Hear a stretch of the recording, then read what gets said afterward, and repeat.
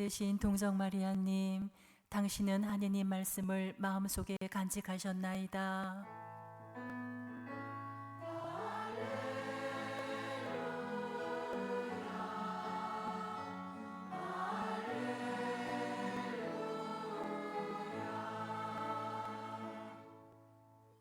주님께서 여러분과 함께 또한 사세의 영과 함께 루카가 전한 거룩한 복음입니다. 주님 영광 받으소서. 예수님의 부모는 해마다 파스카 축제 때면 예루살렘으로 가곤 하였다. 예수님이 12살 되던 해에도 이 축제 관습에 따라 그리로 올라갔다. 그런데 축제 기간이 끝나고 돌아갈 때에 소년 예수님은 예루살렘에 그대로 남았다.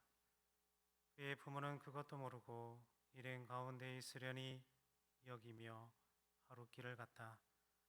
그런 다음에야 친척들과 친지들 사이에서 찾아보았지만 찾아내지 못하였다. 그래서 예루살렘으로 돌아와 그를 찾아다녔다. 사흘 뒤에야 성전에서 그를 찾아냈는데 그는 율법 교사들 가운데에 앉아 그들의 말을 듣기도 하고 그들에게 묻기도 하고 있었다. 그의 말을 듣는 이들은 모두 그의 슬기로운 답변에 경탄하였다. 예수님의 부모는 그를 보고 무척 놀랐다. 예수님의 어머니가 얘야, 우리에게 왜 이렇게 하였느냐? 내 아버지와 내가 너를 애타게 찾았단다 하자 그가 부모에게 말하였다. 왜 저를 찾으셨습니까? 저는 제 아버지의 집에 있어야 하는 줄을 모르셨습니까? 그러나 그들은 예수님의 한 말을 알아듣지 못하였다. 예수님은 부모와 함께 나자렛으로 내려가 그들에게 순종하며 지냈다. 그의 어머니는 이 모든 일을 마음속에 간직하였다. 예수님은 지혜와 키가 자랐고 하느님과 사람들의 총애도 더하여 갔다. 주님의 말씀입니다. 그리스도님 참여합니다. 앉으십시오. 예수님, 네, 성모 신신 미사는 또 처음 함께 봉헌하는 것 같습니다. 오늘 그렇지 않아도 묵주의 기도, 또 동정 마리아 기념일이기 때문에 쌍으로 성모님에 대한 미사가 봉헌될 것 같습니다. 그렇지 않아도 거룩한 미사인데 오늘 분위기도 그렇고 그죠? 또 찬양팀도 계시고 또 여러 악기 해주시는 분들 계셔가지고요, 더 풍성한 느낌이 나는 것 같습니다. 저도 예전에 바이올린을 했었는데요, 욕이 아니고요, 요 가운데 손가락 밖에가 인대가 끊어져가지고요 운동하다가, 예, 욕이 아니고요 진짜, 예, 누가 보면 욕인 줄 아는데 여기 바깥쪽 인대가 끊어져가지고요, 그걸 좀 미리 알았으면 좋았는데 그냥 한 2주 동안 있다가 접합 수술을 하고 그렇게 하니까 이제 이게 포지션이 달라지니까 또 다시 할 엄두가 안 나고 핑계고요. 지가 실력이 없어 못한 거죠. 모든 건 다 재능이 있더라고요 보니까. 그래서 되게 오늘 풍성한 미사가 될 것 같습니다. 한 번씩 청라성당 오게 되면 제일 먼저 이렇게 만나게 되는 광경이 재래시장. 예, 야, 저 집은 도대체 가격이 어떻길래 또 품질이 얼만큼 좋길래 저렇게 문전성시를 이루는가. 요즘 물가도 많이 오르고 또 자영업 하시는 분들이 굉장히 어렵지 않습니까? 근데 저 집은 뭐 문턱이 닳을 정도로 저렇게 사람이 있는 거 보면 주인 양반이 좀 일찍 진짜 좋은 물건을 많이 떼와서 저렴한 가격에 파는가 보다라는 생각을 하게 되죠. 그래서 참 장사는 저렇게 해야 되는구나 라는 것을 또 늘 되새기게 되는 것 같습니다. 이 성모님에 관한 많은 표현들이 있죠. 여기 계신 어머니들도 또 아버지들도 레지오 활동 하신 분도 계시고 또 지금 하시는 분도 계십니다만 수많은 레지오 단체들의 이름이 다 있습니다. 브리시디움의 이름이 있죠. 뭐 제가 예전에 했던 창조주의 어머니, 애덕의 모우, 의덕의 거울, 또 여러 가지 많이 있죠. 근데 거기에 꼭 항상 공통적으로 들어가는 단어가 있습니다. 바로 어머니라는 단어죠. 물론 뭐 성모님이 뭐 성별로 따지면 여성이니까 뭐 당연히 어머니입니다만, 사실은 그보다 더 큰 의미가 있으니 모든 뿌리 시리움에 그 어머니라는 표현을 쓰고 있겠죠. 저는 어머니에 대한 많은 표현과 또 수식어, 말들 중에 제일 좋아하는 말이 있습니다. 조물주가 이 세상을 만들고 난 후에 모든 곳에 있을 수가 없어서 만들어낸 존재가 어머니다. 이만큼 어머니에 대해서 극찬을 하는 말이 있을까라는 생각을 하게 되죠. 그리고 또 어느 자식이 어머니라는 단어를 들었을 때 부채의식이 없는 자녀는 없습니다. 우리 어머니가 그렇게 살아오셨기 때문에. 지금이야 뭐 세탁기 넣고 돌리면 세탁기가 알아서 다 하고 하지만, 예전에 우리 어머니들 가만히 생각해 보면 뭐 뜨거운 물이 있습니까? 뭐 고무장갑이 있습니까? 그렇다고 해서 뭐 비누가 좋습니까? 양잿물에다가 냇가에 겨울에는 또 더하죠. 그 얼음을 깨고 찬물에 빨래를 다 하셨지 않겠습니까? 그리고 가보니까 시어머니가 또 낳은 애 있잖아요, 그죠? 그러니까 뭐 신우가 될 수도 있고, 그죠? 예. 그거 다 내 아이처럼 키우셨지 않습니까? 시집 올 때 섬섬옥수 같은 그 손이 얼마나 거칠어지고, 지금이야 뭐 크림이라도 좋죠. 핸드크림이라도 좋죠, 그죠? 근데 그때는 뭐 바를 게 뭐 있습니까? 그렇게 고생하셨으니 그 어머니라는 단어를 들었을 때 효도를 제대로 한 자식이 얼마큼 있을까? 또 아버지에게는 또 무서워서 대들지 못하니까, 그죠? 어머니께 또 많이 대들죠.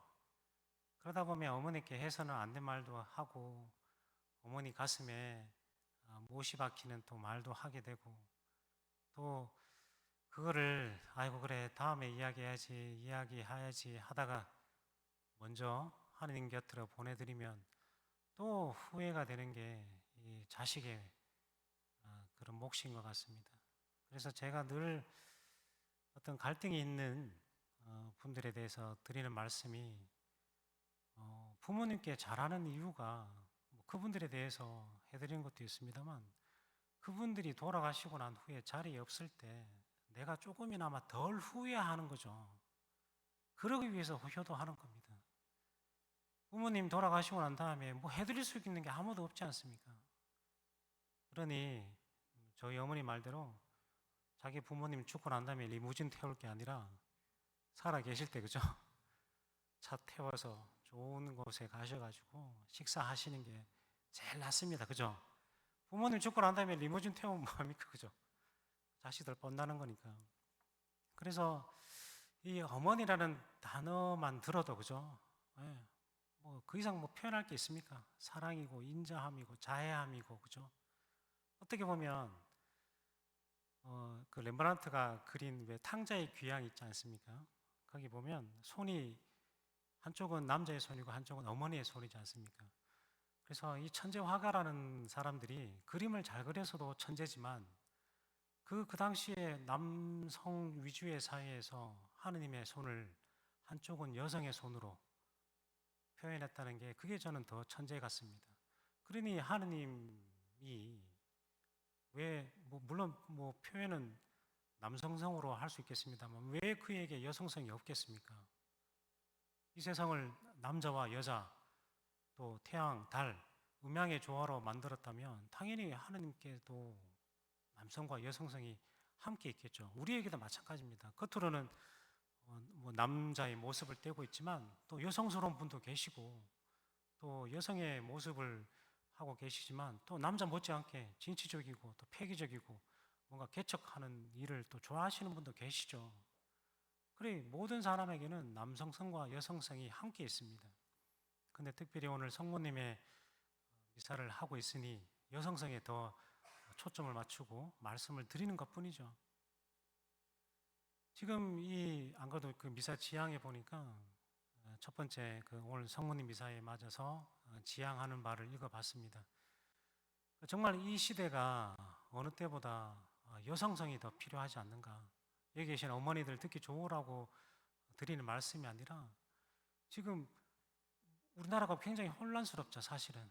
오죽했으면 뭐 지구도 뭐 뜨거워서 올여름 굉장히 뜨거웠습니다만, 그러니까 서로 경쟁하고 남의 것을 뺏으려고 하고, 뭐 내일 복음에도 그 비슷한 이야기 나옵니다만, 하여튼 남의 것을 뺏으려고 하고 상처 주고 고통 주고 그렇게 해서 지금 우리가 계속 발전해 왔지 않습니까, 사실은.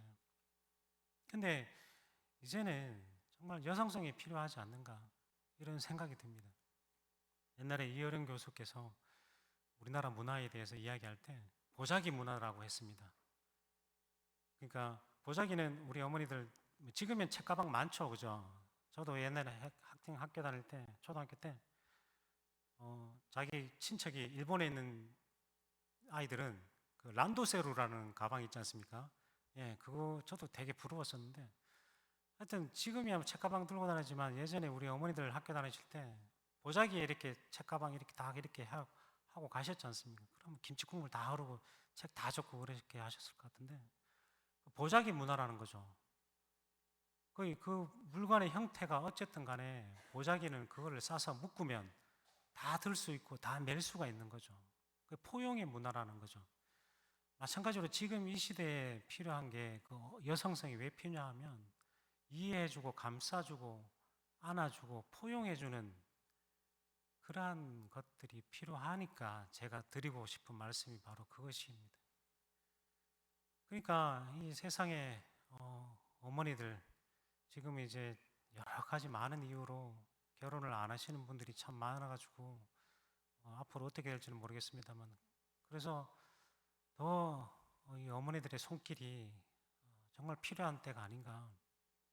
그래서 지금까지 우리가 막 다른 사람과 경쟁하고 싸우고 뺏고 그렇게 해서 성장을 했다면 이제는 나눠주고 베풀고 안아주고 감싸주고 그렇게 해서 더 나라를 풍성하게 또 번영하게 해야 되는 게 맞지 않는가라고 그렇게 생각해 봅니다. 특별히 이 성모님, 사실 성모님 말 안에 모든 게 다 했죠, 어떻게 보면. 따뜻하고 자애롭고 인자하고.